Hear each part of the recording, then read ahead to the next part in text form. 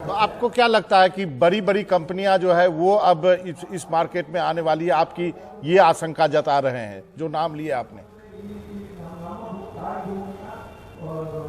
मुझे लगता नहीं है। ये बात कानून में लिखी हुई है।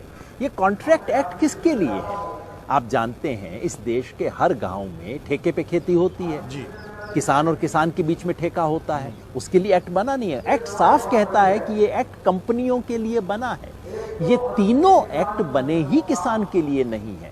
पहला एक्ट बना है स्टॉकिस्ट के लिए, ये जो एसेंशियल कमोडिटीज वाला एक्ट है, जिसको जमाखोरी अनुमति कानून बोलना चाहिए। ये बिल अभी राज्यसभा में पेंडिंग है। स्टॉकिस्ट के लिए बना है। जो कॉन्ट्रैक्ट फार्मिंग एक्ट है वो कंपनी के लिए बना है। और तीसरा एक्ट जो है, जो एपीएमसी को बाईपास करने का एक्ट है, जिसको एपीएमसी तोड़ो एमएसपी छोड़ो कानून बोलना चाहिए, वो कानून बना ही उनके लिए। ट्रेडिंग जोन बनेंगे बाहर। ट्रेडिंग जोन कौन बनाएगा? आप और मैं ट्रेडिंग जोन बना सकते हैं? ये तो कोई बड़ी कंपनी ही बनाएगी ना। तो ये बना ही कंपनी के लिए है। और अगर सरकार के आप दस्तावेज देखें जिसके आधार पे सरकार ने ये किया है, अगर आप अर्थशास्त्रियों को बुलाएं तो वो खुल के बताएंगे, हाँ भाई इंडिया की एग्रीकल्चर में कंपनियों की जरूरत है, क्योंकि इन्वेस्टमेंट बहुत कम है। इन्वेस्टमेंट कंपनी करेगी, सरकार तो इन्वेस्टमेंट करेगी नहीं। तो ये कुल मिला के भारत की कृषि में कंपनी राज लाने की कोशिश है और इसीलिए किसान इसका विरोध कर रहा है। आज की व्यवस्था में 100 दोष हैं, लेकिन वो किसान की व्यवस्था है। अगर कंपनियों की खेती होगी तो ये अमेरिका के स्टाइल की खेती भारत में नहीं चल सकती भाई। अमेरिका में सिर्फ 100 में से 5 लोग खेती करते हैं। हमारे यहाँ 100 में से 45 लोग डायरेक्टली खेती कर रहे हैं और 100 में से 60 लोग खेती पे निर्भर हैं। अमेरिका की नकल करके भारत का किसान बर्बाद हो जाएगा। हमारा एग्रीकल्चर प्रोडक्शन भले ही बढ़ जाए, लेकिन किसान की आमदनी नहीं बढ़ेगी, किसान की खुशहाली नहीं बढ़ेगी। ये किसान की बर्बादी का पूरा ब्लूप्रिंट है। तो अब तो सरकार के पास संख्या बल है। आपने देखा राज्यसभा में क्या हुआ। आज भी संजय सिंह और बाकी लोग जो है वो संसद भवन के गांधी प्रतिमा के पास धरना दिए बैठे हैं, उनको निकाल दिया गया। तो सरकार ने तो अपना काम कर लिया सर। अब क्या करेंगे आप लोग?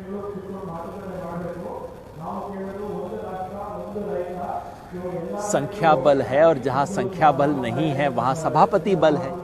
कल जो इस देश की राज्यसभा में हुआ वो तो शर्मनाक इतिहास है।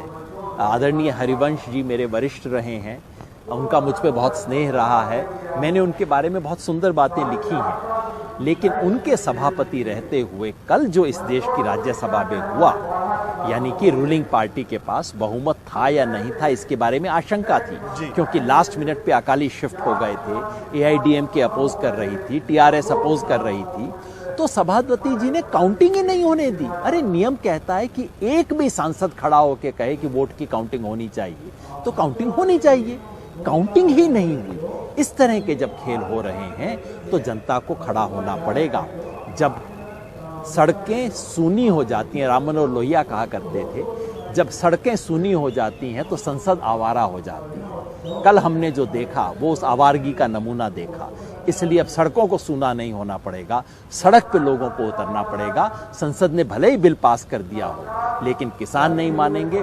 25 तारीख को इस देश के तमाम किसानों ने एक अखिल भारतीय बंद का ऐलान किया है। पूरा भारत बंद किया जाएगा किसानों के द्वारा 25 तारीख को। और आप देखेंगे किसान इसे मंजूर नहीं करेगा और किसान कहेगा इन तीनों बिल को वापस लो, जैसे सरकार को अपना ऑर्डिनेंस वो वाला वापस लेना पड़ा था, भूमि अधिग्रहण वाला, और इसके बदले हमें एक कानून दो, एमएसपी को लीगल राइट बनाओ। बस ये चाहिए, बाकी आपके तीनों कानून हमें नहीं चाहिए।